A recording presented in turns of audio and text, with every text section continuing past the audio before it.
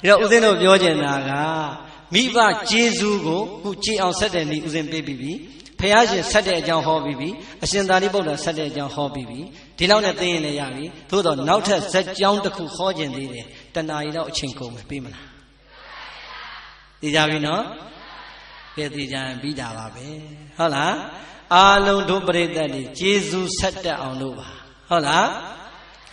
အမေတို့အဖေတို့ရဲ့မွေးကြွေးစုကိုဆက်တတ်ဖို့ရန်နှုတ်ဘိုးကိုကြည်အောင်ဆက်တတ်ဖို့ရန်ပစ္စည်းနဲ့ကျေးဇူးဆက်ခြင်းတွေလည်းသိအောင်ပြောကြားခဲ့ပြီးပါပြီတရားနဲ့ကျေးဇူးဆက်ခြင်းလည်းပဲဟောကြားခဲ့ပြီးပါပြီအရှင်သာရိပုတ္တရာမထေရမြတ်နဲ့ဘုရားရှင်တို့ရဲ့တရားဓမ္မနဲ့ကျေးဇူးဆက်တဲ့ဤတွေလည်းပေးခဲ့ပြီးပါပြီအေးမြတ်စွာဘုရားလက်ထက်တော်ကာလတုန်းကယဟန်တော်တစ်ပါးရဲ့ကျေးဇူးဆက်တဲ့ဤလေးကနာကြည့်ကြရအောင်ဘုံတော်၆ပါးသခင်ဘုရားရှင်ကိုတော်မြတ်သာဝတိပြင်မောစေတော်ရွှေကျောင်းမှာကင်းအောင်မွေလျော်တည်သုံးလို့နေတော်မူစဉ်ကာလတုန်းကပြိဿရဲ့ဘုရားပင်မှာတည်သုံးလုံးကလည်းစေတော်ရွှေကျောင်းတော်မှာရှင်တော်မြတ်ဘုရားတည်သုံးလို့နေတော်မူတဲ့အချိန်သာဝတိမြို့မှာလည်းပဲမိသားစုတစုရှိကြပါတယ်ဘလောက်တောင်ကြွယ်ဝချမ်းသာတဲ့ဆိုရင်18ကလေးကြွယ်ဝချမ်းသာပါတယ်ဘလောက်ချမ်းသာလဲ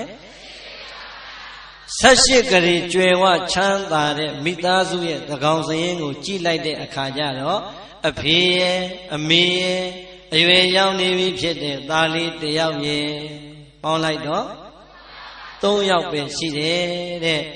သာမေသာဘာ3ယောက်ပဲအင်ကြီးတိမ်မှာနေပြီးတော့စီစိန်နေခံစားရင်းနဲ့ပျော်နေလိုက်တာတယောက်တည်းသာရှိတဲ့ဟောဒီသားလေးကိုတခြားသောမိသားစုဝင်တွေနဲ့လုံးဝပတ်သက်ခွင့်မပေးတဲ့အခါသားလေးကလည်းအိမ်ထဲမှာတယောက်တည်းနေရတော့ပြင်းပြီပေါ့ညနေချင်းရောက်ရင်အိမ်ရှိဝရန္တာလေးမှာထွက်ပြီးတော့မတ်တရက်လမ်းသွားလမ်းလာတွေကိုကြည့်ပြီးတော့ကလေးလေးကပီတိတွေဖြစ်လို့နေကြရတယ်ဒီတော့အမျိုးကောင်းသားလေးတနေ့ဝရန္တာလေးထွက်ပြီးတော့ရက်နေတဲ့အချိန်မိမိတို့ရဲ့အိမ်ရှိကလမ်းမကြီးပေါ်မှာအေးချမ်းတဲ့မျက်နှာအေးချမ်းတဲ့ခြေနှံအသွင်ပြင်းနေနဲ့သွားနေတဲ့လူသားတွေတွေ့တဲ့အခါအော်ဒီလူတွေကြည်ရတာအေးချမ်းလိုက်တာဒီလူတွေသွားနေတဲ့ခြေနှံတွေမှာလောဘဒေါသတွေကင်းနေလိုက်တာဘယ်ကိုများသွားကြမှာပါလိမ့်ဘာချင်းရနဲ့များသွားနေကြတာပါလိမ့်လို့သိကျင်တဲ့စိတ်ကလေးနဲ့အောက်ထက်ကိုအသာဆင်းခရီးသွားရဲ့အနာကိုကပ်ပြီးတော့မေးကြည့်လိုက်တဲ့အခါအကိုကြီးတို့အမကြီးတို့အတော်ကြီးတို့ဘယ်ကိုများသွားကြမှာပါလိမ့်ခမည်းတော်သွားနေတဲ့မျက်နာတွေကလည်းအေးချမ်းလိုက်တာခြေလမ်းတွေကလည်းလောဘဒေါသမာနခြေလမ်းတွေကင်းပါလိုက်တာလို့မေးလိုက်တဲ့အချိန်ပြန်ပြီးတော့ဖြေလိုက်တဲ့စကားသံကဩလူကလေးရဲ့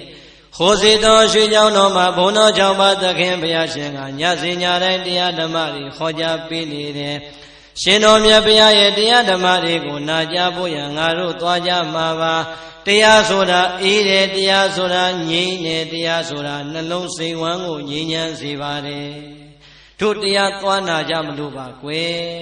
တဲ့ပရိသတ်ကြီးဘယ်သွားမှာလဲ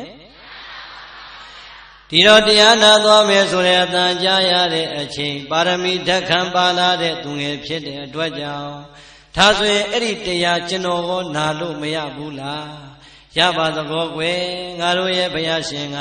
တတိတကြွယ်ကုန်းတဲ့ကနေလေသမားတိုင်အောင်သရောင်းသားတိုင်အောင်သူဟောတဲ့တရားကိုတပုံစံနဲ့တစိတ်ချင်းနဲ့သာဟောကြားတော်မူပါတယ်သာလင်းလည်းနာကြားနိုင်ပါတယ်လိုက်လာလို့ရပါတယ်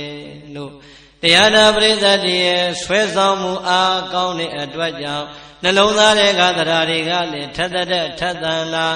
ရှင်တော်မြတ်ဘုရားတရားဝေကိုအားခင်တဲ့ပရိသတ်နောင်နာကနေပါသွားလိုက်တာရှေတော်ရွှေကျောင်းတော်မှာဘုရားရှင်ကလည်းတရားဓမ္မတွေဟောကြားနေပြီ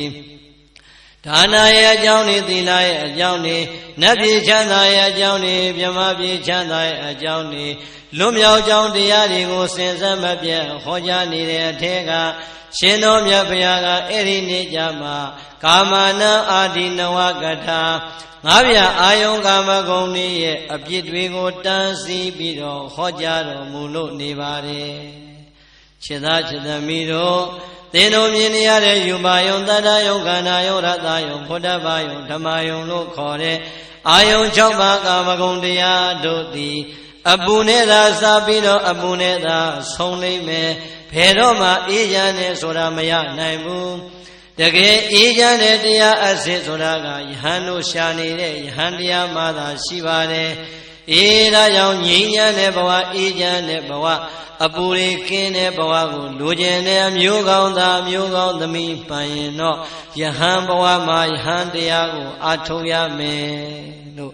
ရှင်တော်မြတ်ဘုရားကလည်းယဟန်ပြုကတရားရှာဖို့ဟောကြားတော်မူနေပြီတရားနာကြနေတဲ့သူငယ်လေးရဲ့တရားတရားကလည်းထပ်တန်လို့နေပြီဒီလိုနဲ့တရားပွဲကြီးပြည်ဆုံးသွားတဲ့အချိန်ထပ်တန်တဲ့တရားတရားကိန်းသွားတဲ့ဟောဒီသူတော်ကောင်းသားလေးအမျိုးကောင်းသားလေးရှင်တော်မြတ်ဘုရားရဲ့ထံတော်ဘာကိုချဉ်ကပ်သွားအိုးဘုန်းတော်ကြည်တော်မူသောမြတ်စွာဘုရားတပည့်တော်သည်အရှင်ဘုရားရဲ့သာသနာမှာဖန်ဝါနီမြန်းကြသင်္ကန်းဆင်မြန်းလို့ရှင်ဟန်ပြုလိုပါတယ်တပည့်တော်ကိုယဟန်ပြုခွင့်ပေးသနာတော်မူပါလို့ယဟန်ပြုခွင့်တောင်းပါတယ်ဒီတော့မြတ်စွာဘုရားကအမျိုးကောင်းသားလေးကိုကြည့်ပြီးတော့ဟဲ့သားလေးငါဘုရားရဲ့သာသနာကိုဝင်လာကြမယ်မျိုးကောင်းသားမျိုးကောင်းသမီးမှန်ရင်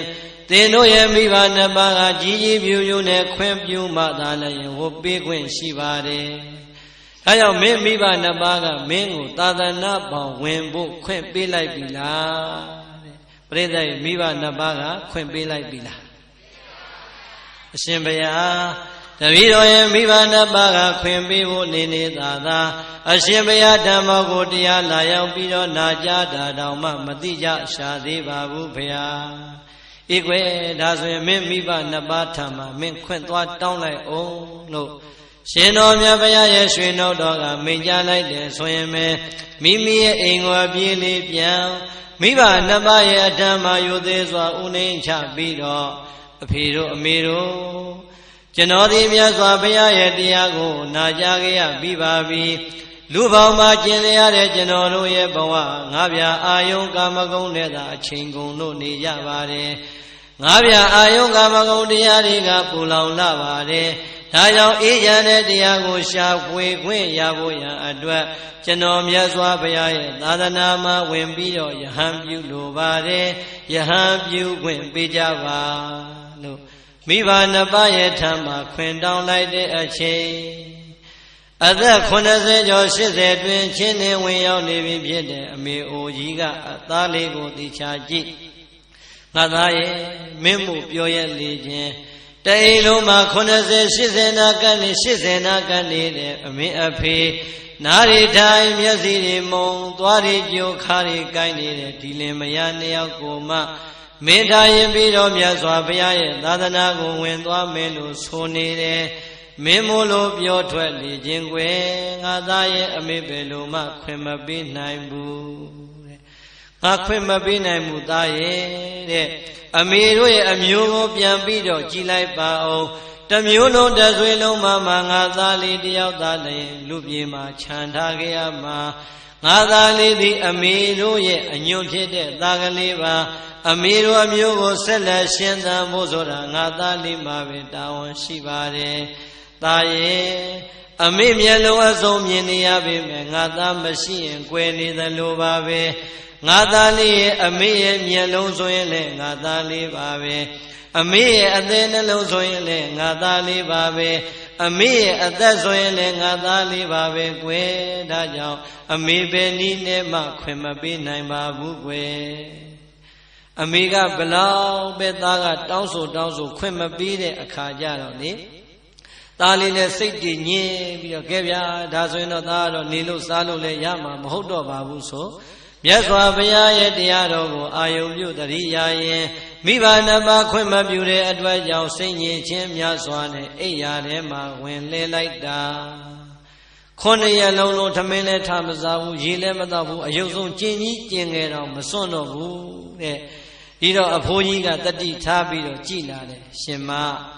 ငါတို့မှာတစ်ယောက်ပေါင်းပြေးကြည့်မှသားဆိုလို့ဒီတစ်ယောက်ပဲရှိတာ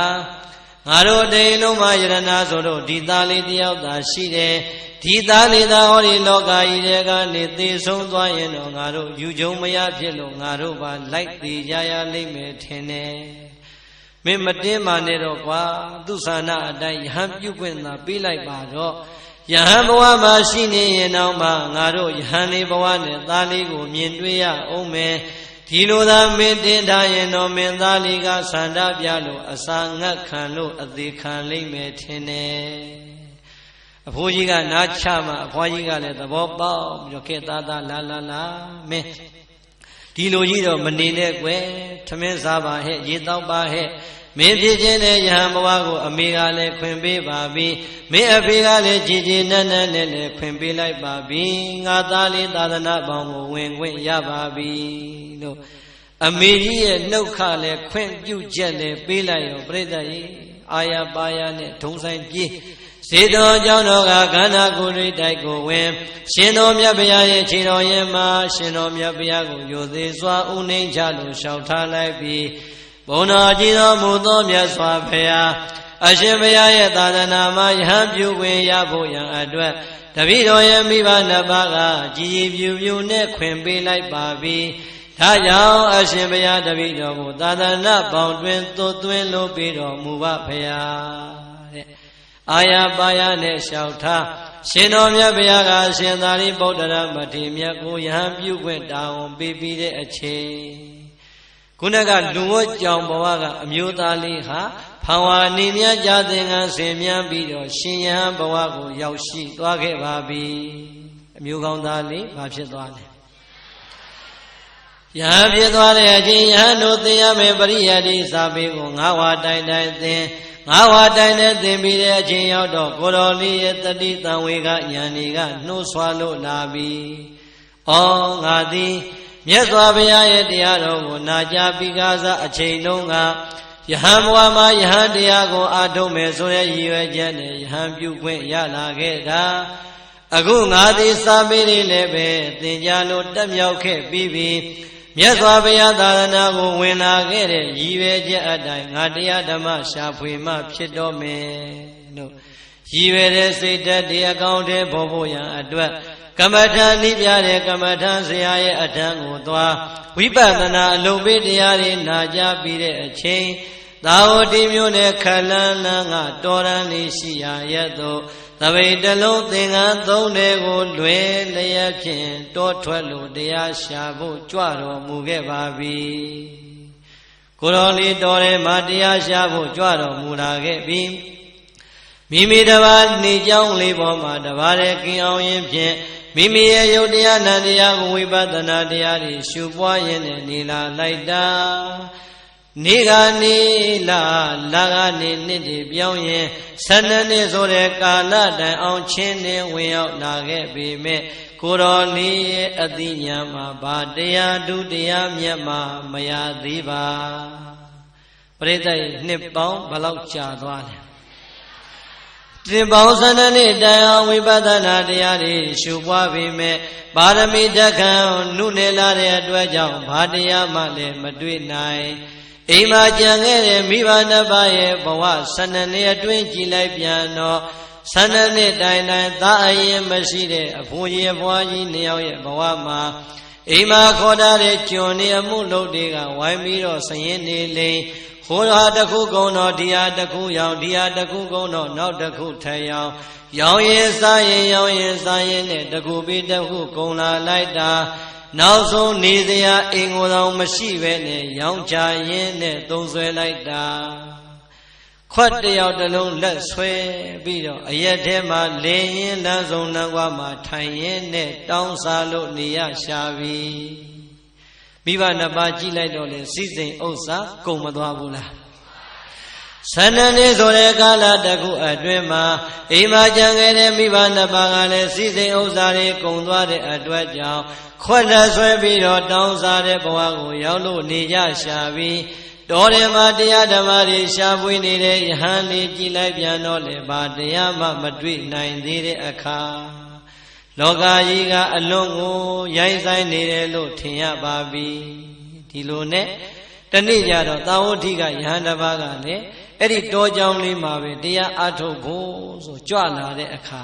ယဟန်တစ်ပါးစကားတွေပြောအရှင်ဘုရားကြံပါရဲ့လားဘုရားဘယ်ကကြွလာတာလဲဘုရားပေါ့မင်းရင်ပြောရင်နဲ့သာဝတိကကြွလာတာလဲဆိုရောဘုရားရှင်ကြံပါတော်မူရဲ့လားဘုရားအရှင်သာရိပုတ္တရာတို့အရှင်အာနန္ဒာတို့ကြံပါတော်မူကြပါရဲ့လားဘုရားအာလဘသံလဘစကားတွေဆိုရင်နဲ့အရှင်ဘုရားတပည့်တော်မေးပါရစီဘုရားသာဝတိမြို့မှာ18ကလေးကျွယ်ဝတဲ့အမျိုးဆက်တစ်ခုရှိပါတယ်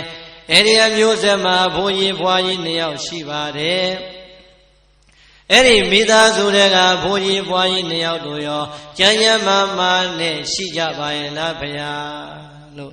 မိဘတွေရဲ့အကြောင်းကိုမိဘလို့မပြောသေးဘဲနဲ့မေးလိုက်တဲ့အချိန်အဲ့ဒီအကြောင်းကလည်းသာဝတိတစ်မျိုးလုံးမှာအုပ်အုပ်ကြက်ကြက်နဲ့လူတိုင်းရဲ့ပါဇက်ဖျားပြောနေတဲ့စကားဖြစ်တော့လေဟိုကိုယ်တော်ကလည်းအာရပါရဟာရှင်ဘုရားရဲ့ဒီအဖိုးကြီးဖွားကြီး2ယောက်ရဲ့အကြောင်းတော့ပြောရမှာစိတ်မကောင်းစရာပါတဲ့ဟာရှင်ဘုရားပြောပါဦးဘုရားဘာတွေများဖြစ်လို့လဲအရှင်ဘုရားဒီအဖိုးကြီးဖွားကြီး2ယောက်မှာသားလေး1ယောက်ရှိတယ်လို့တော့တပည့်တော်တို့ကြားဘူးတယ်မြင်တော့မမြင်ဘူးဘုရားအဲ့ဒီသားကလေးကလည်းသာသနာ့ဘောင်ဝင်ပြီးတော့တော်ထွက်သွားတယ်လို့ကြားတယ်အိမ်မှာကျွန်းနေအမှုလုပ်တင်နေထားခဲ့ကြတယ်မိဘ2ပါးရဲ့ဘဝကလည်းအိမ်မှာရှိရတဲ့ကျွန်းနေအမှုလုပ်တင်ကဝိုင်းပြီးတော့စည်နေလိမ့်စည်းသိမ့်နေအကုန်လုံးပြောင်းအောင်ဝိုင်းပြီးတော့ဖယ်လိုက်ကြတာအခုဗျာဘုန်းကြီးဘွားကြီးရဲ့ဘဝဟာမဝရေစာလေးစားပြီးတော့လမ်းဘေးမှာခွက်ဆွဲတောင်းစားနေရတယ်ကိုတော်ဆိုတော့ဟိုကိုတော်ကလည်းအာရပါရနဲ့ဒီဇလံပြောနေတဲ့အချိန်အမေတို့အဖေတို့ရဲ့ဘဝအမှန်ကိုကြားနေရတဲ့ကိုတော်လေးရဲ့နှလုံးသားမှာလှမ်းအထိုးခံရသည့်ဘက်မှာတဆက်ဆက်တွန်ခါနာပြီးတဲ့အချိန်မျက်ရည်ပြိုင်ပြိုင်စီ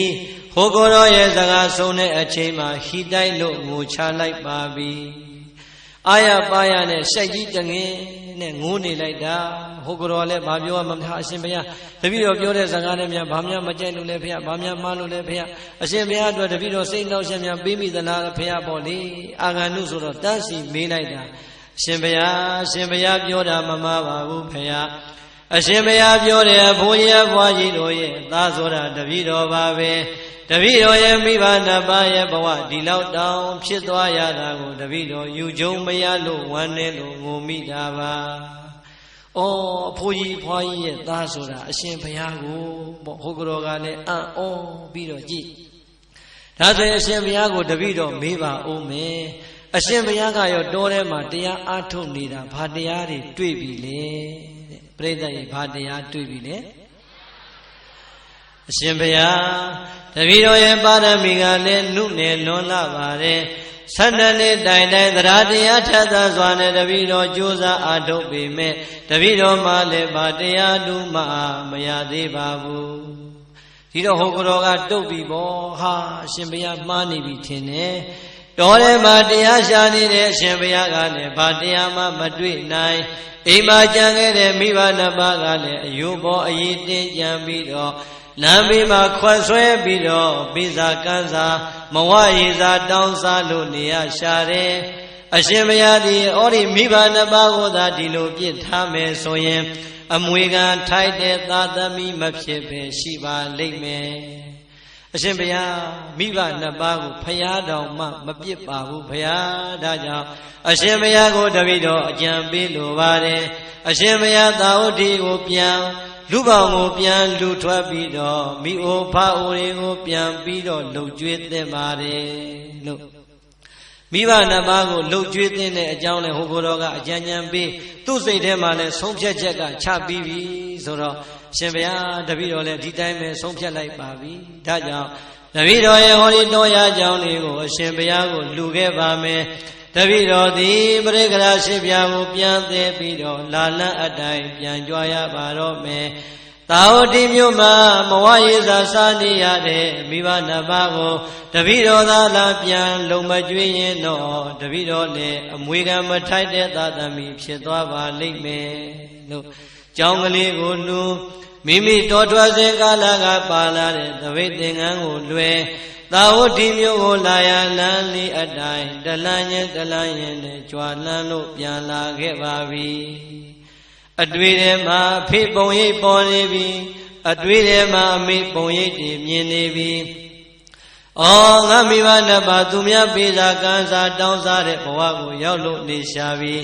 ဆက်ရှိကလေးကျွဲဝါချမ်းသာခဲ့တဲ့ငါမိဘနှစ်ပါးဘလောက်တောင်များဆင်းရဲလို့ဘလောက်တောင်များသောကဒဏ်ချက်တွေနှိမ့်ဆက်ခံနေရလိမ့်မလဲလို့လေးတွယ်တဲ့ခြေလမ်းလေးနဲ့နှမ်းရင်အမေတို့အဖေတို့ရဲ့အကြောင်းလေးတွေးလိုက်ပြန်တော့မျက်ရည်တွေပါပြင်းမောစီးရင်နဲ့ရရင်နဲ့လည်းပဲငိုရပြန်ရှာတတိလေးဝင်တခါပြန်ပြီးတော့ဆက်လက်ပြီးတော့ခရင်တင်တပြေးနဲ့ကြွာလန်းရင်နဲ့ကြွာလန်းလို့လာလိုက်တဲ့အခါသာဝတိမြို့နဲ့မနီးမဝေးနေရရောက်ပြီဆိုတော့လမ်းလေးကနှစ်ခွာတဲ့ညာဘလမ်းလေးအတိုင်းရှောင်းလန်းလို့လိုက်သွားမယ်ဆိုရင်သာဝတိမြို့ဇေတော်ရွှေကျောင်းတော်ရဲ့မုတ်ဥဝါကိုတဲ့ဝင်သွားတဲ့လမ်းဘယ်ဘလမ်းလေးအတိုင်းရှောက်ပြီးတော့လိုက်သွားမယ်ဆိုရင်သာဝတိမြို့တကားတွေကိုတန်းပြီးတော့ဝင်သွားတဲ့လမ်းနဲ့လမ်းစုံရဲ့အလယ်မှာကိုတော်လေးမတ်တက်ရက်ပြီးတော့စဉ်းစားတော်မူရပြန်ပြီငါဒီလမ်းလေးအတိုင်းသွားရင်တော့သာဝတိမြို့တကားကိုတန်းပြီးတော့ရောက်မယ်သာဝတိမြို့ကိုရောက်ရင်ငါအဖေနဲ့ငါအမေကိုငါဒီညနေကစာပြီးတော့ရှာခွင့်ရမယ်အမေနဲ့အဖေကိုကံကောင်းရင်ဒီညအတွင်းမှာပဲငါပြန်တွေ့လိမ့်မယ်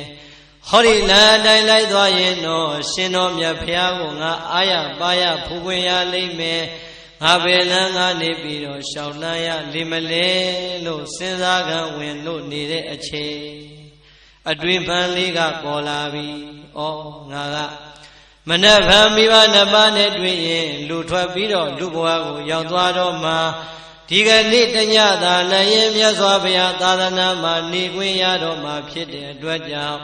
ရှင်တော်မြတ်ဘုရားရဲ့ရွှေမျက်နှာတော်ကိုနောက်ဆုံးအာရပါရဖူးလိုက်မယ်ရှင်တော်မြတ်ဘုရားဟောကြားမယ်ဒီကနေ့ညတရားကငါအာရပါရနဲ့နာကြားလိုက်မယ်မနက်မိုးလင်းမှပဲငါအဖေနဲ့အမေကိုရှာတော့မယ်လို့မှန်ကန်တဲ့ဆုံးဖြတ်ချက်ကလေးကိုချသာဝတိမြို့စေတော်ကျောင်းပေါက်ကိုတန်းကြီးဝင်သွားတဲ့လမ်းလေးအတိုင်းတပြေးနဲ့ရှောင်းလန်းလို့ကြွာလန်းလာလိုက်တာနေဝင်မိုးချုပ်စအချိန်ရှင်တော်မြတ်ဘုရားကလည်းသာဝတိမြို့ကစေတော်ရွှေကျောင်းတော်မှာနေ့စဉ်ဟောကြားနေတဲ့တရားဓမ္မလမ်းကြောင်းအတိုင်းတရားဓမ္မတွေစတင်လို့ဟောကြားနေပါပြီကိုတော်လေးနောက်နာကနေပြီးတော့တရားနာနေတဲ့အချိန်အဲ့ဒီနေ့ကြမှာပဲရှင်တော်မြတ်ဘုရားကအာလုံးသောယံပရိသတ်လူပရိသတ်တွေကိုဘယ်လိုတရားမျိုးဟောကြားသလဲဆိုရင်မာတုပောတကသုတ်တံနဲ့ခြေသားတို့တဲ့ဟောဒီလောကကြီးထဲမှာတဘဝတစ်ခါသာဆုံရတဲ့မိဘနှစ်ပါးနဲ့ဆုံခွင့်ရတဲ့အချိန်မှာမိဩဘာဟိုတွေကိုပြည့်စည်နဲ့လှုပ်ကြွေးခြင်းတရားဓမ္မနဲ့လှုပ်ကြွေးခြင်းလို့ခေါ်တယ်လှုပ်ကြွေးခြင်းကိုသင်တို့ပြုကြရမယ်မင်းတို့ရဲ့မိဘနှစ်ပါးကမင်းတို့ကိုမွေးဖွားပြီးသားအချိန်နဲ့ကငါတို့ရဲ့သားသမီးတွေကငါတို့ရဲ့ဟောဒီမျောလင်းခြင်း၅ပါးနဲ့ပြန်ပြီးတော့ပေးဆက်လိမ့်မယ်မိဘနှစ်ပါးရဲ့နှလုံးသားမှာအဲ့ဒီအချိန်တွေကမျောလင်းခဲ့တယ်အေးမိဘနှစ်ပါးမျောလင်းသွားတဲ့အဲ့ဒီမျောလင်းချက်လေကြည်အောင်ဆက်ရမယ်မိဘနှစ်ပါးရဲ့နှလုံးသားမှာလေသရတရားတွေတည်အောင်သီလတရားတွေတည်အောင်စာဂတရားတွေတည်အောင်ပညာတရားတွေတည်အောင်ဟောလည်းပဲမင်းတို့ကြိုးစားပြီးတော့ကျေးဇူးပေးဆက်ရမယ်လို့ရှင်တော်မြတ်ဘုရားကလည်းမိဘကျေးဇူးတရားတွေခေါ်ကြလို့နေတယ်ငါဘုရားသည်ပင်မိဘနှစ်ပါးရဲ့ကျေးဇူးကိုဆက်ခဲ့ရတယ်ငါဘုရားရဲ့သာတော်သံဃာတော်ရှင်မြတ်တွေသည်လည်း229သွဲသောသိက္ခာပုဒ်ကိုဆင်မြန်းထားကြပေမဲ့အမေရိအဖေရိဆင်းရဲလို့နေမယ်မပြေစုံမှုဒုက္ခရောက်နေမယ်ဆိုရင်သင်တို့ရတာတဲ့ဟောဒီသပိတ်နဲ့ဆွမ်းခံပြီးတော့လဲလှုပ်ကြွေးရမယ်ဟောဒီသပိတ်ထဲမှာရေအပြည့်ထည့်ပြီးတော့အမေတို့အဖေတို့ကိုတောက်ရေအဖြစ်နဲ့လဲတိုက်ကြွေးရမယ်ချိုးရေအဖြစ်နဲ့လဲချိုးပေးကောင်းတယ်အေးမိဘနှစ်ပါးရဲ့ကျင်ကြီးကျင်ငယ်ကိုလည်းသုတ်သင်ပေးကောင်းတယ်တဲ့ ရှင်တော်မြတ်ဘုရားကယဟန်တွေတောင်မှကျေးဇူးဆက်ရမယ့်အကြောင်းတွေဟောကြားတော်မူနေပါတယ်ဟုတ်လားယဟန်လည်းပဲဝိနည်းသိက္ခာပုဆင်မြန်းထားပြီမဲ့မိဘဆင်းရဲတဲ့အခါဆွမ်းကြွေးခွင့်မရဘူးလားဟောဒီသပိတ်ကလေးကိုပိုက်ပြီးတော့အင်းစင်လေလို့ရတဲ့ဆွမ်းနဲ့ကြွေးကောင်းနဲ့ဒီသပိတ်ထဲမှာရေတွေအပြည့်ထည့်ပြီးတော့တောက်ရည်သုံးရဖြစ်နေလှုပ်ကြွေးကောင်းနဲ့အမေတို့အဖေတို့ကိုခြေစုပ်လက်နဲ့ပြုပြီးတော့လှုပ်ကြွေးကောင်းနဲ့လို့မြတ်စွာဘုရားကအာရပါရနဲ့ဟောကြားပြီးတဲ့အချိန်ကိုတော်လေးတရားနာရင်နဲ့ဝမ်းသာတဲ့မျက်ရည်တွေကြာရပြန်ပြီအောင်မလေးကံကောင်းလိုက်တဲ့ငါဟောဒီလောကကြီးထဲမှာငါလောက်ကံကောင်းတဲ့ပုဂ္ဂိုလ်ရှိနိုင်မယ်မထင်တော့ဘူးရှင်တော်မြတ်ဘုရားရဲ့တရားကိုသာငါမနာကြားမိခဲ့ရင်တော့ငါဒီယခုအချိန်မှာလူထွက်ပြီးတော့လူပေါင်းကိုရောက်နေလိုက်ပြီအောင်မလေးအခုတော့ယဟန်ဆိုတာမိဘနှစ်ပါးဆင်းရဲလို့နေရင်ဖြင့်ဆွမ်းခံနဲ့ကြွေးကောင်းနဲ့ရေခက်နဲ့ပေးကောင်းနဲ့ဝကြီးဝငယ်နဲ့ပြူကောင်းနဲ့ခြေစုပ်လက်နဲ့လည်းပြူပေးကောင်းနေတဲ့မြတ်စွာဘုရားကခွင့်ပေးလို့နေပါလားဒီတော့ငါလူထွက်เสียဘာလူတော့မလဲတဲ့ငါမသင်္ကန်းသပိတ်ပရိက္ခရာတွေအပိုင်ရှိတယ်ငါနေတိုင်းမိဘနှစ်ပါးကိုဆွမ်းခံလို့လှုပ်ကြွေးတော့မယ်လို့ဆုံးဖြတ်ချက်တွေခိုင်ခိုင်ချတညာလုံးဝမ်းသာဝမ်းနဲ့စိတ်တွေနဲ့အိတ်လို့မပြောမိုးတော့ရောင်နီးလင်းအားကြီးအချိန်ရောက်ပြီဆိုတဲ့အခါကျတော့ဇေတောကျောင်းပေါက်ကတမ္မန်လေးမှသပိတ်ကလေးကိုအသာချိတ်သင်္ကန်းလေးကိုတပ်ပဲသပိတ်ကလေးကိုအသာလွယ်သာဝတိမျိုးထဲမှာအာယုစွမ်းခံကြွားဖို့ရအတွက်ပြင်ဆင်ပြီးတဲ့အချိန်ကိုတော်လေးဒုတိယအချိန်ရပ်ပြီးတော့စဉ်းစားရပြန်ပြီငါသည်အမေတို့အဖေတို့ကိုအရင်သွားပြီးတော့တွေ့အောင်ရှာရရင်ကောင်းလေမလားဒါမှမဟုတ်ရင်ဟောဒီသပိတ်ထဲမှာယာကုစွမ်းပူပူလေးတွေရအောင်အလူခံရင်ကောင်းလေမလားအေးမိဘဆိုတာသာသမီကပါလာတဲ့လက်ဆောင်ပစ္စည်းကိုတွေ့ရမြင်ရရင်တန်ဖိုးမရှိပင်မရှိညာတော့လည်းပဲငါသားကြီးကသိတယ်လိုက်တာလိမ္မာလိုက်တာငါသမီးလေးကသိတယ်လိုက်တာလိမ္မာလိုက်တာလို့ပြောတတ်ကြတယ်လို့ငါကြားဘူးတယ်ဒီတော့ငါမိဘနှစ်ပါးနဲ့ငါတွေ့ရင်ငါမှပေးစရာလက်ဆောင်ဆိုလို့ဟောဒီသပိတ်ထဲမှာအလူခံလို့ရလာတဲ့ယာကုပူပူလေးသာပါမယ်အေးဒါကြောင့်ငါသည်သပိတ်ထဲမှာယာကုပူပူလေးပြည့်အောင်အရင်အလူခံလိုက်မယ်လို့ဆုံးဖြတ်ချက်တွေခိုင်ခိုင်မာမာချသာဝတိမျိုးကအာယုစွမ်းလောင်းလို့တဲ့အိမ်လေးကိုတအိမ်ဝင်တအိမ်ထွက်နဲ့ယာကုစွမ်းနေအလူခံသပိတ်အနာကြီးလေးနဲ့ပြည့်ပြီဆိုတဲ့အချိန်သပိတ်လေးကိုအသာဖုံးကျိုးကလေးကိုအသာစီးပြီးတော့ကိုတော်လေးချမ်းသာစီစီနဲ့ဆောင်းတွင်ကာလကြီးမှာလမ်းမရဲ့အလယ်မှာမတ်တရက်ပြီးတော့အမေနဲ့အဖေရှာပုံတော်ဖွင့်ရတော့မယ်ရပြီ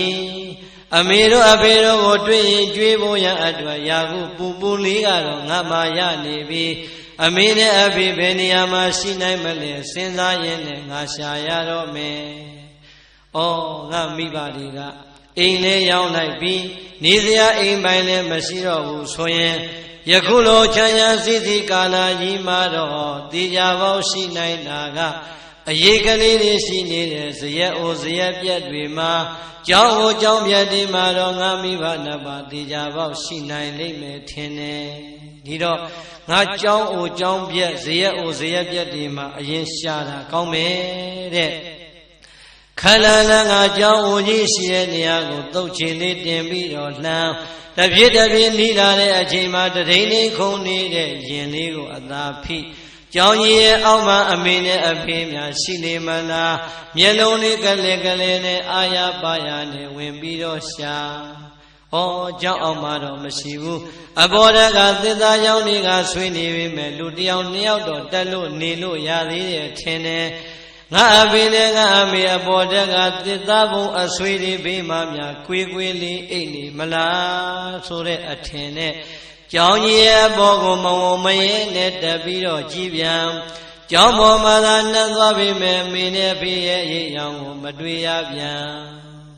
တပြေးတပြေးနဲ့အောက်ကွာသာဆင်းအတွေ့ထဲမှာဝမ်းနေတဲ့စိတ်အားငယ်တဲ့စိတ်ကလေးကဝင်လာပြီ ငါအဖေနဲ့ငါအမေတကယ်ဆိုရင်ဟောဒီလိုနေရာမျိုးမှာရှိရမှာအခုတော့ဒီလိုနေရာမျိုးတွေတနေရာဝင်တနေရာထွက်ရှာတာတော့မှမတွေ့ဘူးဆိုရင်တော့ငါမိဘနှစ်ပါးခိုးကောတော့ကြွမလာခင်တော့ငါတော့လူပြေမှာအသက်ထင်ရှားရှိသေးတယ်ထင်တယ်လူပြေမှာအသက်ထင်ရှားမှအခုအချင်းရှိကြပါတော့မလားကွယ်တော်များသွားကြပြီလားမသိဘူးတဲ့အိမ်ပိုင်းရာပိုင်းမရှိတဲ့ပုဂ္ဂိုလ်တွေနေကြတဲ့ဒီနေရာမျိုးမှာအဖေနဲ့အမေမရှိဘူးဆိုရင်ငါပဲလို့နေရာကိုရှာရရင်ကောင်းနေမလဲလို့အတွေ့နယ်ကိုချဲရပြန်ရှာပြီစိတ်ကူးထဲမှာတွေးရပြန်ပြီငါမိဘနှစ်ပါးကဘလောက်ပင်ဆင်းရဲသွားတယ်ဘလောက်ပင်စားစရာနေစရာမရှိဘူးလို့ဆိုတော်ညာလေအသက်တွေကြီးလိုက်တော့80နာကပ်နေတဲ့အရွယ်ကြီးတွေဖြစ်နေပြီတကယ်အနည်းဆုံးရှိနိုင်တာကငါတို့သားမိသားဘာတွေပျော်ပျော်ကြီးနေခဲ့တဲ့ငါတို့ရဲ့ရက်ွက်ထဲမှာရှိနိုင်တယ်ငါတို့ရက်ွက်ကသစ်ပင်ကြီးတွေရဲ့အောက်မှာရှိနိုင်တယ်ဇရက်အိုဇရက်ပြတ်တွေနားမှာရှိနိုင်တယ်လို့မိမိတို့နေခဲ့တဲ့ရက်ွက်တွေလမ်းတွေကိုစိတ်ထဲမှာပြန်အာယုံပြုတ်ပြီးတော့သားမိသားဘာပျော်ပျော်နေခဲ့တဲ့ရက်ွက်လေးရှိရာကိုအတွေးလေးတွေနဲ့တဖြည်းတဖြည်းနဲ့ကြွာလန်းလို့သွားရပြန်ပြီနေကလည်းတည်ရင်နဲ့ကြာနေပြီမိုးလျာစောရင်မှတပါးနဲ့နှမုံကြမှာရှာဖွေနေတဲ့ကိုတော်လေးလူရိပ်လူရောင်တော့မတွေးပြန်တော့အငယ်တဲ့စိတ်တွေကဝင်လာဝမ်းနေတဲ့စိတ်တွေကရင်ထဲမှာမခံနိုင်တဲ့အချိန်မျက်ရည်တွေကလည်းပါပြင်းမောတတွင်တွင်စီးရင်တဲ့ကိုတော်လေးရှောင်းလန်းရင်နဲ့ရှာလာလိုက်တာလမ်းစုံလမ်းခွလေးတစ်ခုကိုလှမ်းပြီးကြည့်လိုက်တော့လူနှစ်ယောက်ငုတ်တုတ်ထိုင်းနေတဲ့အသွင်ပြင်လေးလည်းမြင်ရောကိုတော်လေးအတက်သွားတယ်တဲ့အောင်မလေးမန္တခင်ဆိုရင်ငါတယောက်တည်းတမန်လုံးရှာနေလိုက်တာလူလိတ်လူယောင်တော့မှမတွေ့ရတဲ့ငါဘဝခလန်းလမ်းမှာတော့လူယောင်နှစ်ယောင်တော့တွေ့နေပြီဖရာတရားမှာလုံငါအဖေနဲ့ငါအမေဖြစ်လိုက်ပါတော့တဲ့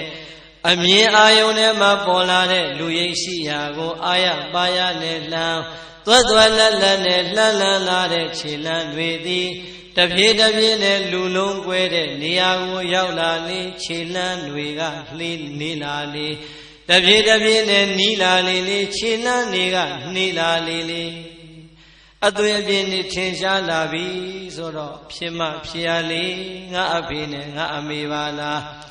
အမေရဲ့အသားရည်တွေကလည်းအယိုးပေါ်အရည်တင်တဲ့အသွင်ဖြစ်နေပြီဝတ်ထားတဲ့ဓမင်းကြီးကြည်လိုက်ပြန်တော့လည်းပဲနွမ်းကြီးလိုကြည်မွနေပြီဟိုဘနာမှာမြင်နေရတဲ့အဖေကြီးလိုက်ပြန်တော့လေတောင်ဝင်းလေးကိုထောင်မိပြီးတော့မလင်းအောင်ငုတ်တုတ်ထိုင်နေရရှာပြီ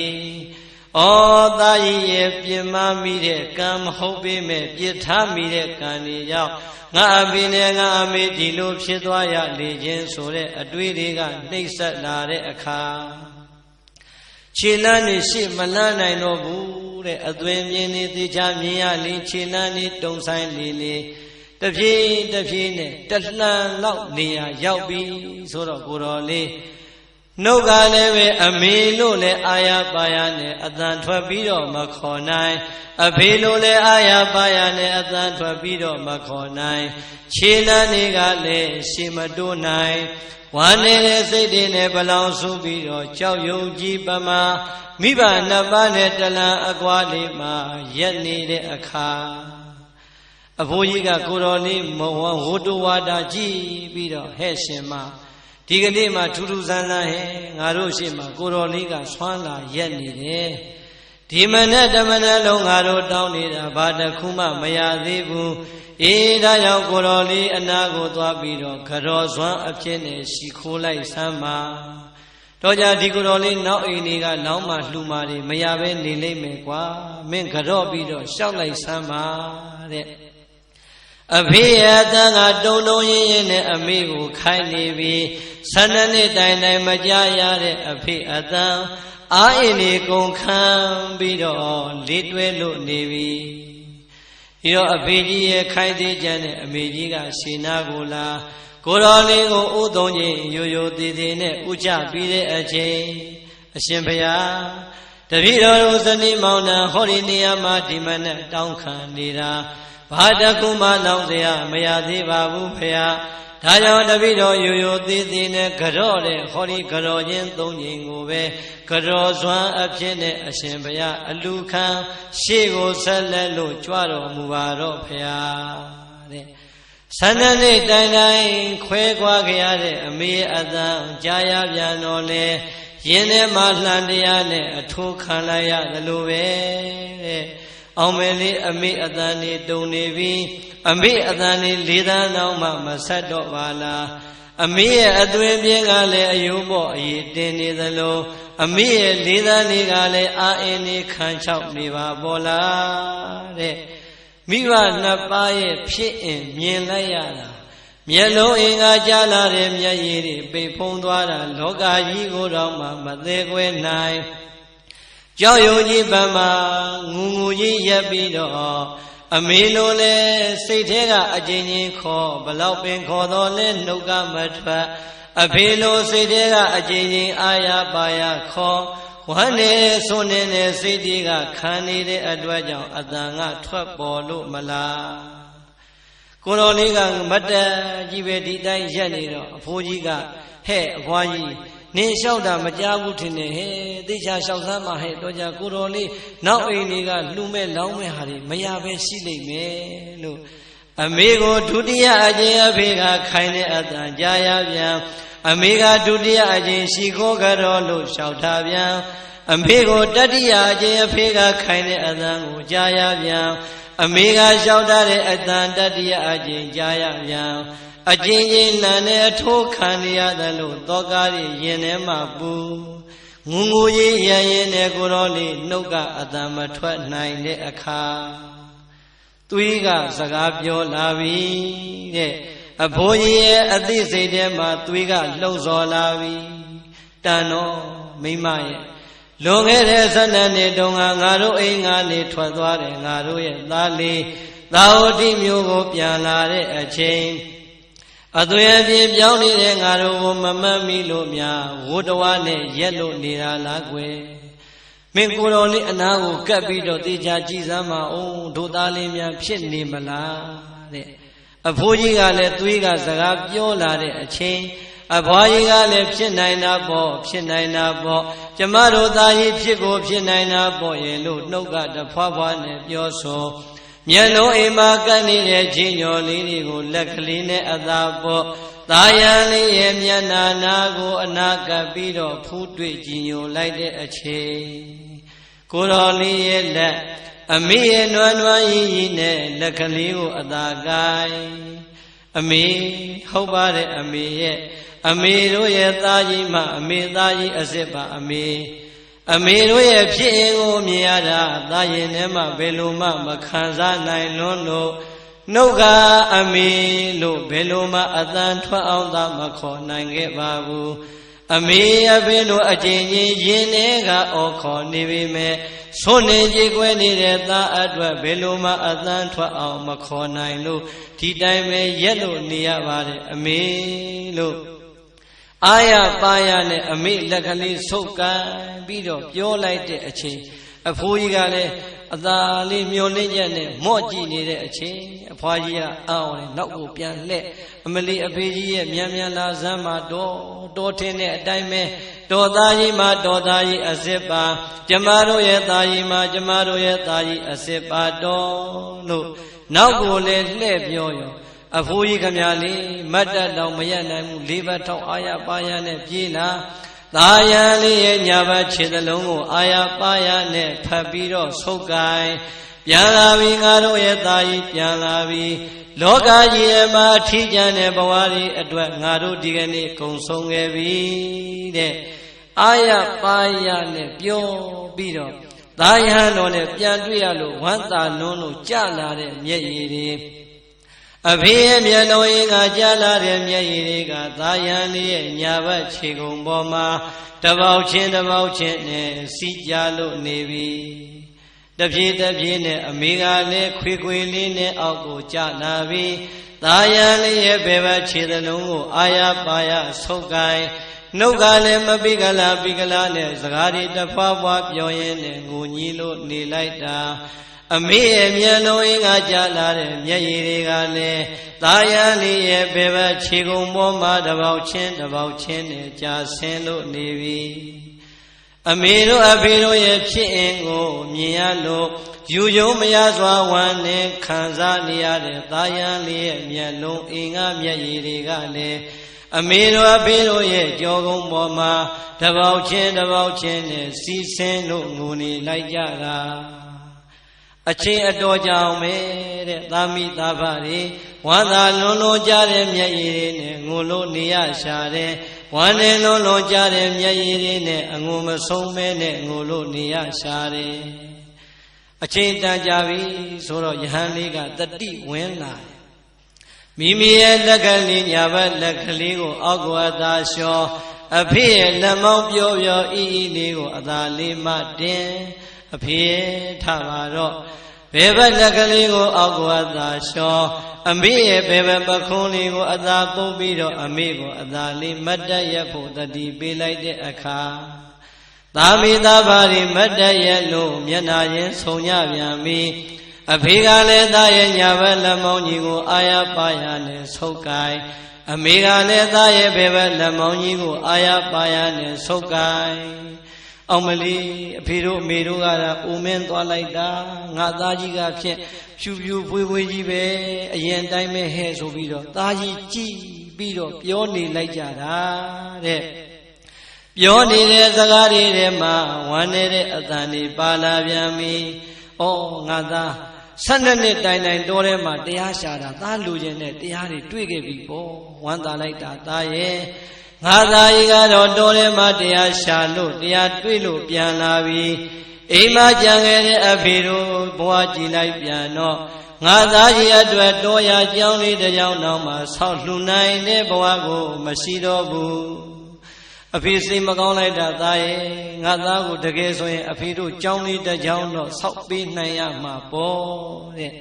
ပရိသတ်ရဲ့12နှစ်ခွဲသွားလို့ပြစ်ထားခဲ့တာဒီအဖေနှလုံးသားမှာအပြစ်တစ်ခုမှမပါဘူးတဲ့သားရဲ့အကျိုးကိုပဲကြည်ပြီးတော့ငိုးနေပြန်ပြီ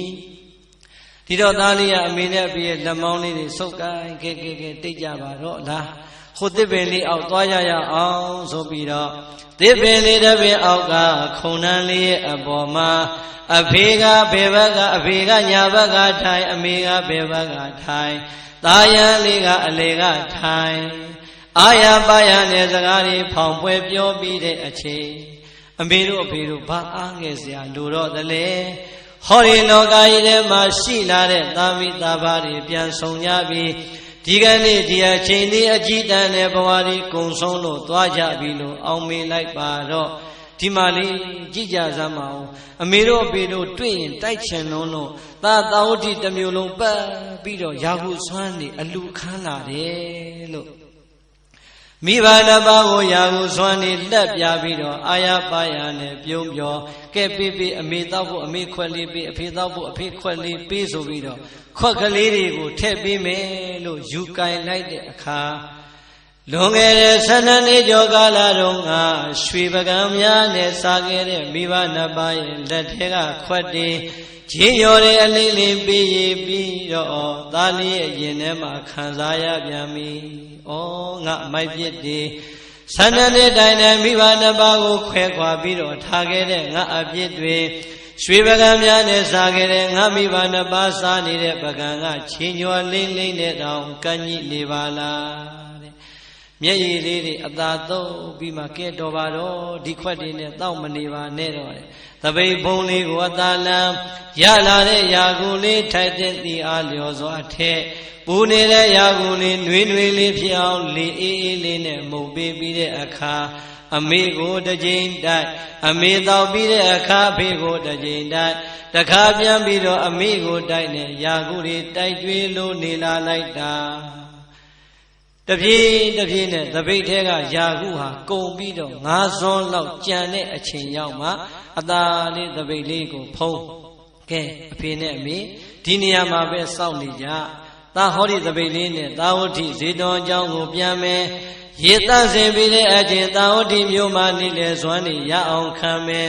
နေစွမ်းအတွက်စွမ်းပူပူဟင်းပူပူလေးရလာရင်လေအဖေနဲ့အမေကိုဟောဒီနေရာမှာသားလာပြီးတော့ကြွေးပါအောင်မယ်တဲ့ကိုတော်လေးเจ้าကိုအသာပြန်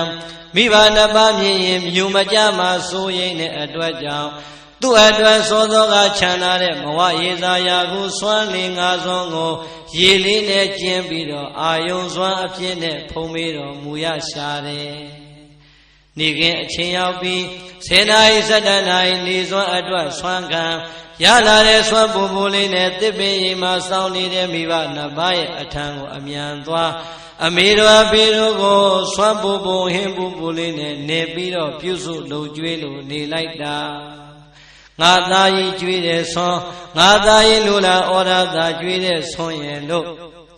မိဘနှစ်ပါးကလည်းအာရပါရနဲ့စားသုံးလို့နေလိုက်တာကိုတော်လေးဖုံးပေးဖို့ရန်အတွက်တောင်းမှငါလှုပ်စာလေးကိုမနေကြံအောင်ခြံခဲ့ရတယ်ဒီတော့ကိုတော်လေးကကြောင်းရောက်မှအဲ့ဒီငါလှုပ်စာမဝရေစာလေးဖုံးပေးပြီးတော့မပြည့်သေးတဲ့ဘိုက်ကိုရေနဲ့ပဲဖြည့်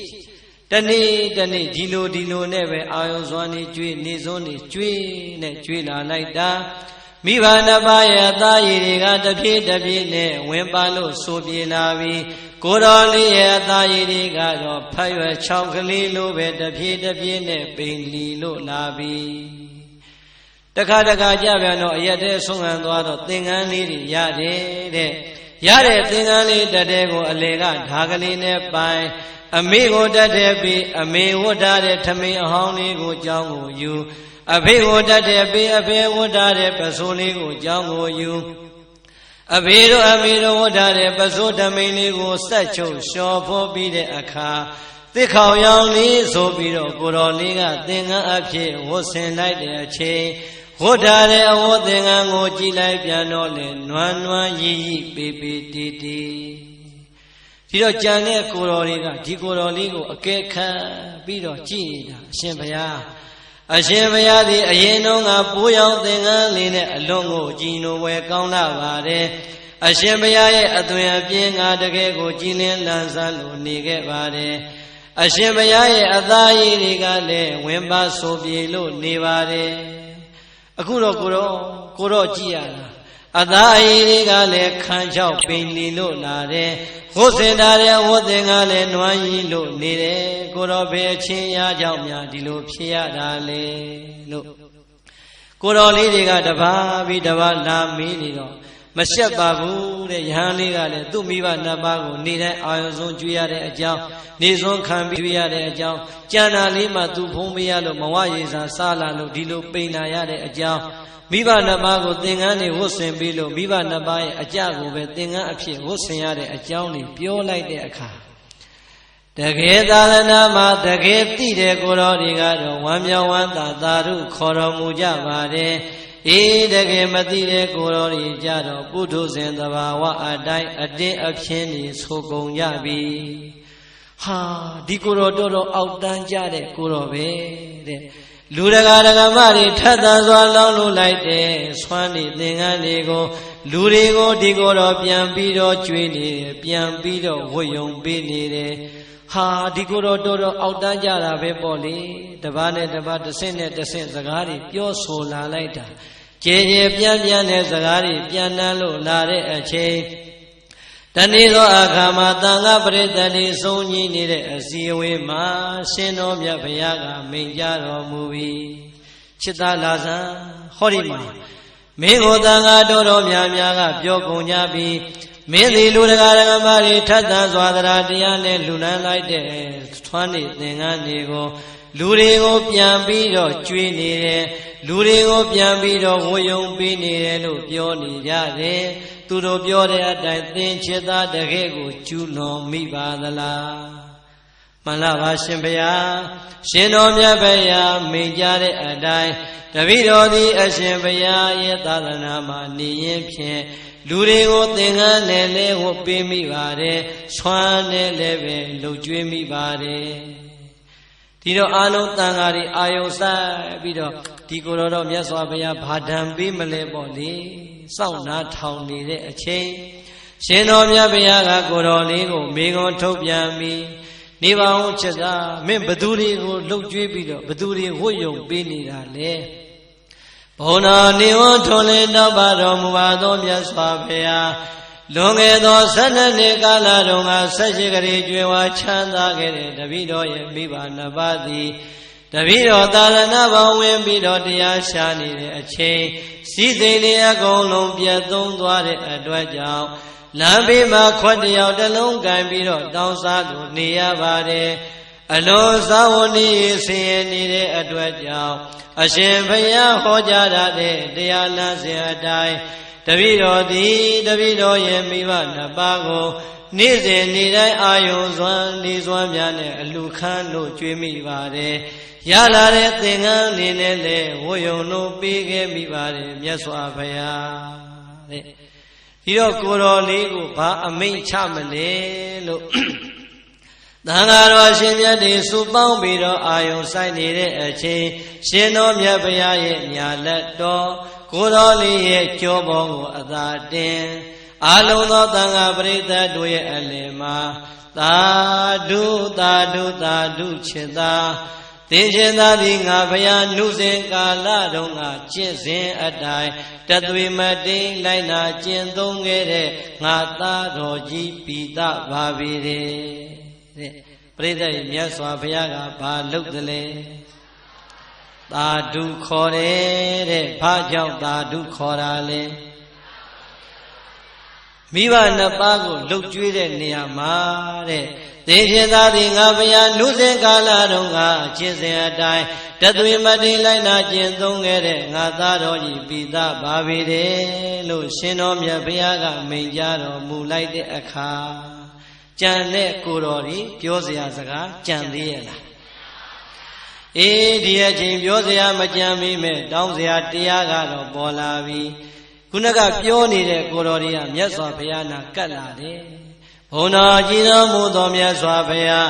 ဟောဒီကိုတော်လေးမိဘနှစ်ပါးကိုနေ့စဉ်နေ့တိုင်းလှုပ်ကြွေးနေတာကတော့တပည့်တော်တို့မြင်လဲမြင်ကြရပါတယ်ကြားလဲကြားရရပါတယ်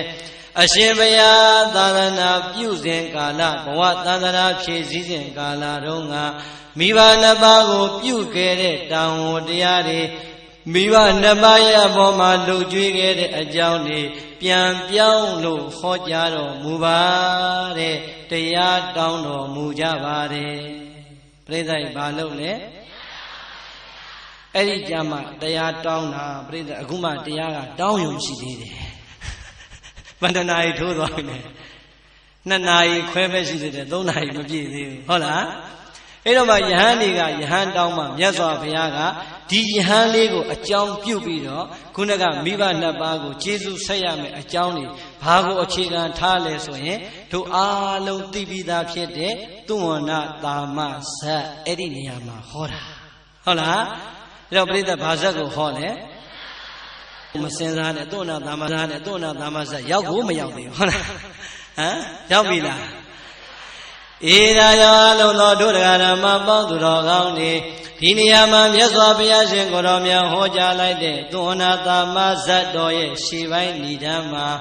မိဘတစ်ပါးရဲ့မျောနှင့်ချက်၅မျိုးကိုကြည်အောင်ပေးဆက်ရမယ်ဆိုတဲ့အကြောင်းမိဘနှစ်ပါးကိုတရားသီလစာကပညာတရားတွေနှလုံးသားမှာတည်အောင်ကြိုးစားရမယ်ဆိုတဲ့အကြောင်း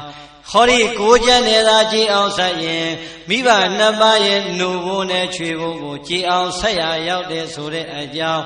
ရှင်တော်မြတ်ဘုရားကိုယ်တိုင်ကျေးဇူးဆက်တဲ့အကြောင်းကိုဟောကြားပြီးတဲ့အချိန်မိဘနှစ်ပါးကိုကျေးဇူးဆက်လိုက်လို့ရလိုက်တဲ့သာသမီတွေရဲ့ကောင်းကျိုးတရားတဲ့ပြိဿမကြပါဘူးကလား9မိနစ်ပါပဲပြီးတော့မှာဟုတ်လားယောမတရံပိတရဝမေသောဓမ္မေနပောတတိဒေဝနာပိတိကိသန္တိမာတာပိတိတရဏရံခြေသားခြေသမီးတို့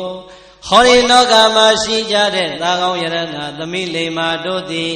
မိမိရဲ့မိဘနှစ်ပါးကိုပစ္စည်းဓမ္မနှစ်ဌာနနဲ့သာလှုပ်ကြွေးလိုက်ကြမယ်ဆိုရင် မိဘနှစ်ပါးကိုအဲ့ဒီပစ္စည်းနဲ့ကျေးဇူးဆက်တဲ့သာသမီတရားဓမ္မနဲ့ကျေးဇူးဆက်တဲ့သာသမီတွေကိုဒေဝနံပြီးမမြင်ရတဲ့နတ်တွေကလည်းတိကိသန္တိဆေကုပေးကြလေကုန်၏ပြိဿမိဘနှစ်ပါးလှုပ်ကြွေးတဲ့သာသမီကိုနတ်တွေကဘာလှုပ်ပေးသလဲဆေကုပေးတယ်သောနာတာမဇတ်မှာသောနာတာမလေးညာစိတ်သင့်တော့ဘသူတွေဆေကုပေးလဲနတ်တွေကဆေကုပေးတာဟုတ်လားဒီတော့အားလုံးတို့တရားဓမ္မပေါင်းသူတော်ကောင်းတွေဒီတရားနာပြီးတဲ့အချိန်မှာရိုးရိုးလေးပဲသင်္ကန်းစာယူကြည့်မိဘနှစ်ပါးကိုလှုပ်ကြွေးတဲ့သာသမီဟာမိဘအတွက်လားကိုယ့်အတွက်လားကိုယ့်အတွက်ပဲဟောဒီဓမ္မပညာရှာနေကြတဲ့ညီငယ်ညီမငယ်လေးတွေပါတယ်စီဝါရှာနေကြတဲ့ညီငယ်ညီမငယ်တွေပါတယ်ယာရုတက်ချင်ကြတဲ့ညီငယ်ညီမငယ်တွေပါတယ်ဂုံတိုက်ကြီးတွေတိုက်ကြီးတွေတည်ကျင်ကြတဲ့ဒကာကြီးတွေဒကာမကြီးတွေပါတယ်ဟိုကုံကုံပြောမယ်နှလုံးသုံးလုံးပေါက်ချင်ကြတဲ့လူတွေလည်းပါအောင်မှာဟုတ်တယ်မို့လားဘသူစီမတောင်းမနေနဲ့ဘယ်နဲ့မှတင်းမနေနဲ့အဲ့ဒီကောင်းကျိုးတွေတကယ်လိုချင်တယ်ဆိုရင်အိမ်ဦးနတ်အစစ်ဖြစ်တဲ့ကျေးဇူးအရှိဆုံးမိဘနှစ်ပါးကိုသာလှုပ်ကြွေးဖျားပေးထားပြီးသားဟုတ်တယ်မို့လားမိဘနှစ်ပါးကိုသာတကယ်ပစ္စည်းဓမ္မနထာနာနဲ့ဆက်ကြမယ်ဆိုရင်မမြင်နိုင်တဲ့အိမ်ဆောင်နှတ်တွေကိုယ်ဆောင်နှတ်တွေသာသနာဆောင်နှတ်တွေကိုကြီးကျော်မနေလေးမကြအကုန်လုံးကဒီသာသမီတွေကိုစောင့်ရှောက်ရတယ်လှုပ်ကြွေးရတယ်ဟိုကုံကုံပြောမယ်သူတို့ကတော့ပြန်ပြီးတော့ဥချရတယ်ဟုတ်လားခုတော့အိမ်ဦးနဲ့ဖြစ်တဲ့မိဘနှစ်ပါးကြတော့ကျွေးပေါ်မရဘဲနဲ့ဟိုမစားနိုင်တဲ့မနဲ့လေးပဲကြောက်ကိုအပြတ်မခံဘူးတင်ပြင်းတင်လှုပ်နေတာဟုတ်လားအဲ့ဒီကြောက်ကိုအမေကြော်ကျွေးတိုင်းအမေထမင်းတက်နဲ့ကောင်းကောင်းမစားရဘူးလားရိုးရိုးလေးကိုအဆန်းလုပ်နေတာဟုတ်တယ်မို့လားဒါနံပါတ်1ကောင်းကျိုးဟောဒီလောကမှာမိဘနှစ်ပါးကိုလှုပ်ကြွေးတဲ့သာသမီတွေစာမေဝဲအောင်ခြင်းသလားအောင်မယ်စီဝါရေးတက်ခြင်းသလားတက်မယ်ယာတုတက်ခြင်းသလားတက်မယ်ဘာမှရတရားမချင်းနဲ့အဲ့ဒါအကောင်းဆုံးရတရားပဲဟုတ်လားအမေသားဖြစ်လေ promotion လိုချင်နေပြီသမီးလေးဟိုကိုမသွားခြင်းဘူးဒီမှာပဲနေခြင်းနဲ့ဘယ်ကိုမသွားခြင်းတာလဲဟမ်ဘယ်ကိုမသွားခြင်းတာလဲကျုပ်လည်းပြောလို့မဖြစ်ဘူးပြောရင်နောက်တစ်ခေါက်လာရမှာမဟုတ်ဘူးဟုတ်လားဒါကြောင့်ဘယ်မှမသွားခြင်းဘူးအမေသမီးကိုမေတ္တာပို့ပေးပါဆိုကို့အဖေနဲ့ကို့အမေရှေ့မှာပဲထမင်းလေးကိုတန်တန်လေးကောင်းကောင်းလေးချက်ကျွေးပြီးဆူတောင်းသားမှာအကောင်းဆုံးပဲဟုတ်တယ်မို့လားဒေဝနာမိနတ်တွေကလည်းတိကိသန္တိဖေမယအောင်ဆေးကူ၍ပေးတတ်ပါပေ၏ဆေးကူတယ်ဆိုတာယောဂပြောက်အောင်ကုတာမဟုတ်ဘူးလားအခုဆင်းရဲတဲ့ယောဂတွေမစုံဘူးလားအောင်မလီနတ်တွေကကုပေးလိုက်မယ်အမေနဲ့ဖေသာလှုပ်ကြွေးဟုတ်လားဣဒေဝနာပတ္တသတိပစ္ဆာတကေပမောတတိဣဒာဟောဒီပြစ္ဆုတ်ပန်လောကလူဘဝမှာနေနေတဲ့အချိန်မှလည်းပဲပန္တိတော်ကြောင်းကျိုးသိမြင်ပညာရှင်ဖြစ်တဲ့သူတော်စင်တွေကပတ္တသတိလိမ္မာလိုက်တဲ့သားလေးတွေသမီးလေးတွေတော်လိုက်တဲ့သားလေးတွေသမီးလိုက်တွေကျမ်းမာကြပါစေချမ်းသာကြပါစေအထက်တန်းကြတဲ့ဘဝကိုရကြပါစေလို့ပညာရှိတွေကလည်းချီးမွမ်းကြပါတယ်တဲ့ပရိသတ်ပညာရှိတွေဟာလူမိုက်တွေချီးမွမ်းတာမလို့ခြင်းနဲ့ပညာရှိချီးမွမ်းတာတယောက်ရရင်တော်ပြီဟုတ်လားလူမိုက်တရားချီးမွမ်းတာမပြောနဲ့သူတော်ကောင်းတယောက်ချီးမွမ်းရင်ပြောစရာမကောင်းဘူးလားအခုဒီကိုယ်တော်လေးတန်ခါပရိသတ်အလယ်မှာမြတ်စွာဘုရားကကြောတော်ကိုလက်တော်လေးပုတ်ပြီးတော့သာဓုအခေါ်ခံရတာဘလောက်အားကြဖို့ကောင်းတယ်ဟုတ်တယ်မို့လားဟောဒီဘဝကပစ္စာဓမ္မလောကနောက်ဘဝရောက်ပြန်တော့လည်းပဲပမောတတိနတ်ပြည်6ရွာဗြဟ္မာမကျွင်ခပင်ဩသောအလုံးစုံသောကောင်းမြတ်သောသူဂတိဘုံဘဝသို့ဝမ်းမြောက်ဝမ်းသာဖြစ်ရပါ၏ဟောသေသွားရင်လည်းပဲတဲ့နတ်ပြည်ဗြဟ္မာပြည်ဆုမတောင်းနဲ့ရောက်ပြီးသားပဲဟုတ်လား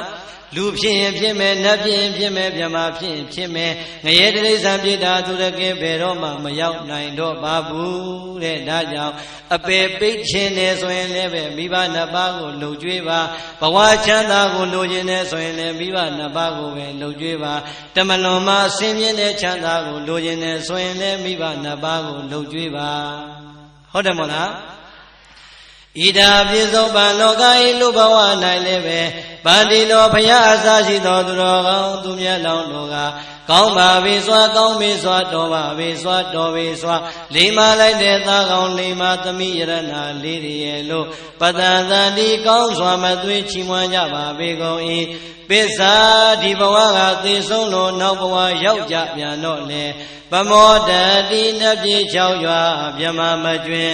ခပ်ပင်ဥသောလုံးစုံသောကောင်းမြတ်သောဘုံဘဝဘုံဌာနသောကောင်းစွာမသွေရောက်ရပါပေတော့တည်း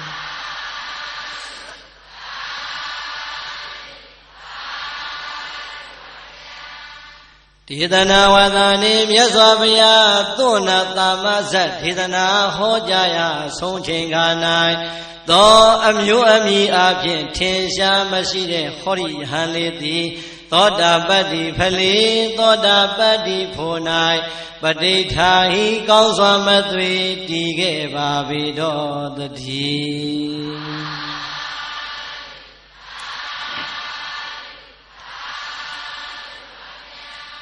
ပရိသတ်တရားဆုံးသွားတော့ကိုတော်လေးပဲအဆင့်ရောက်သွားပြီလေ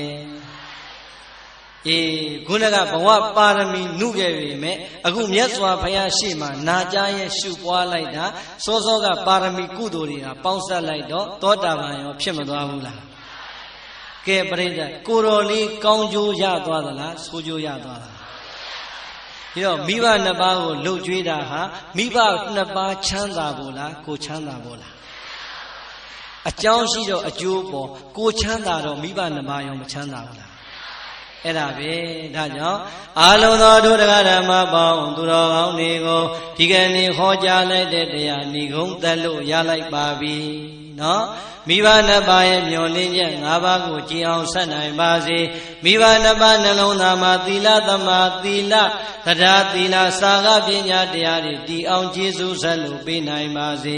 အရှင်သာရိပုတ္တရာဘုရားရှင်တို့ကဲ့သို့ဓမ္မနဲ့ကျေးဇူးဆက်နိုင်ပါစေဒီကိုယ်တော်လေးကဲ့သို့မိဘနှစ်ပါးကိုဆွမ်းခံကြွေးပြီးတော့လှုပ်ကြွေးရင်းနဲ့ကျေးဇူးဆက်နိုင်ကြပါစေ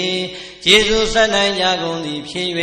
ဟောဒီကိုယ်တော်လေးဘဝချမ်းသာသန္တရာချမ်းသာရသွားသလိုပဲအာလုံးသောဒုဒကဓမ္မပေါင်းသူတော်ကောင်းတို့လည်းပဲအစင်တန်းမြင်တဲ့ဘဝအထက်တန်းကြတဲ့ဘဝမှာမျက်နှာပန်းလှကြကုန်၍ကောင်းစွာမသွေဝမ်းမြောက်နိုင်ကြပါစေကုန်သတည်း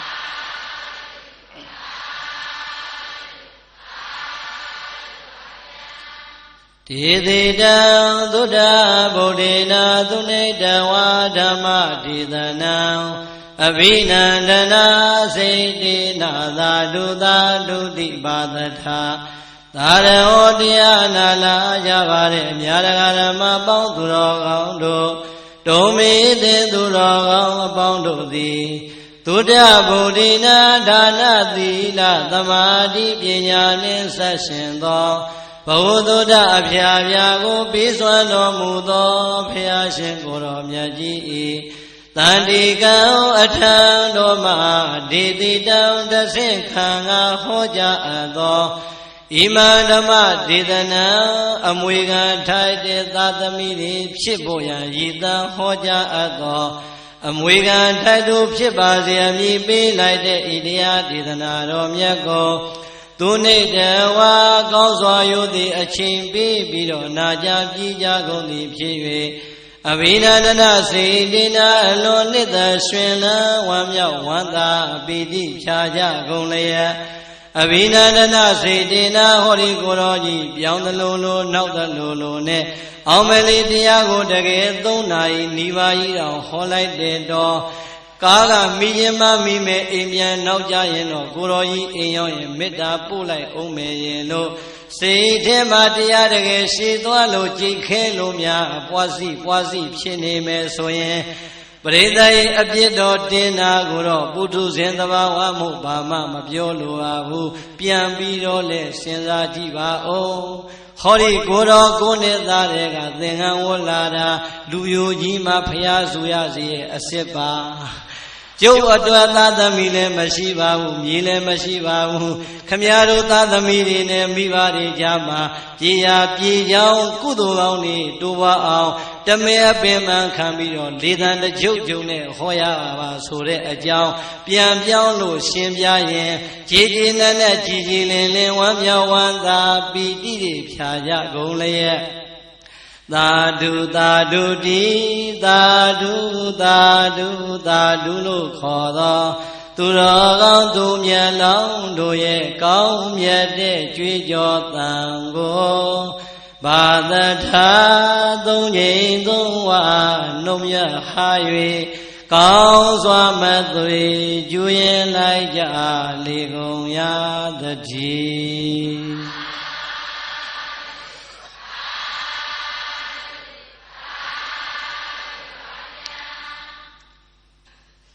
အဲစီစဉ်ပါတော့ဒီစက်ချပြပါလားမနက်ဖြန်ကျရင်ဘယ်နှစ်နာရီဟောပါ2 နာရီမရှိပါဘူးမနက်ဖြန်တကယ်2 နာရီပဲဟောမှာပါဦးဇင်းကဒီတရားကိုတစ်မြို့မှာတစ်ခါတော့ဟောတယ်2 ခါမဟုတ်ရှင်လုံးတော့ဟုတ်လားနောက်တစ်ခေါက်တွေဘယ်တော့မှမဟောတော့မနက်ဖြန်2 နာရီနဲ့ပြီးမယ်ကံကောင်းရင်1 နာရီ 45နဲ့ပြီးမယ် discount ချပေးမယ်မလာပဲမနေနဲ့ဟုတ်လားမလာရင်အိမ်လိုက်ဟောဟုတ်လားကဲအားလုံးနော်မတည်လူရှင်ဖြစ်ကြတဲ့ကွယ်လွန်သူဘိုးဘွားများနဲ့မိဘများကိုရည်စူး၍ဒုတိယဘုံမူကြီးဝင်းနိုင်တော်ကြည်ကြည်မေနဲ့ညီမမတ်ကြည်ကြည်ဆွေမမြင့်မြင့်ခိုင်မခိုင်ခိုင်သက်အားလုံးအစာထားပြီးတော့ကြောက်လာတဲ့ဓမ္မဆွေတော်မျိုးတော်များမိမိတို့ဒီနေ့ပြန်တဲ့လူတွေနော်ကောင်းတာလေးပြောဖို့ကြံသေးတယ်လားပြုလိုက်တဲ့ဒါနတွေစောင့်တည်လိုက်တဲ့သီလတွေပွားများလိုက်တဲ့ဘာဝနာတွေအာယုံပြုအခုချက်ချင်းလက်ငင်းမယ်တက်ရှိထင်ရှားမိဘတွေနဲ့ကွယ်လွန်ပြီးသွားမိဘများတွေဒီနေရာနဲ့အတန်ပေးပြီးတော့အမျှဝေလိုက်စမ်းပါဘလောက်အားရဖို့ကောင်းတယ်လေဟုတ်လားဒါကြောင့်အားလုံးကျေးဇူးတော်ရှင်မဟာစီစောဘုရားကြီးရဲ့ဆုတောင်းအမျှဝေလေးကိုပဲဦးဇင်းရှိကတိုင်ပေးမယ်တန်မြိုင်လိုက်ဆိုရင်းနဲ့ရေးစချမယ်မြန်ပြီးတော့အနှစ်ရှိလေးဖြစ်သွားအောင်အားလုံးလိုက်ဆိုမယ်ဤသို့ပြုရာမြတ်ဘုံညာကြောင့်ချမ်းမြအေးကြီးဘေးမဲ့မြည်သည်ရွှေပြည်ထုတ်ချောင်းလမ်းမကောက်ဖဲရောက်ရပါလို့ထိုဘဝကျင်လေရလေဒုက္ခပိဒံယမအပေါင်းမကောင်းဟုသမျှမတွေ့ရပေသဗ္ဗအိဋ္ဌာမင်္ဂလာကိုရွေကတာတိုင်းရစေသောယနေ့ယခုပြုသမျှမြတ်ဘာကကိုမိဘဆရာမျိုးသားဟာနှင့်ကိုမဆောင်ကျက်ကိုဆောင်နကအရင်စာ၍ရှိသမျှလုံးစုံဘုံ31ဖြစ်သမျှဝိနိယတို့ရကြပါစေသင်္ဃဝေသည်မြတ်ထွေသာဓုခေါ်စေသောအလုံး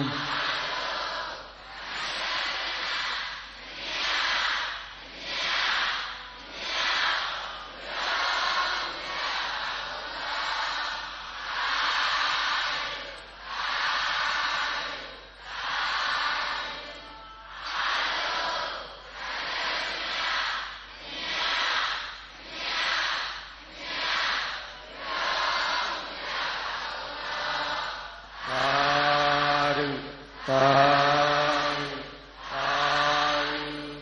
အာလုံးကြာသမျှအမြရောမူရပါလ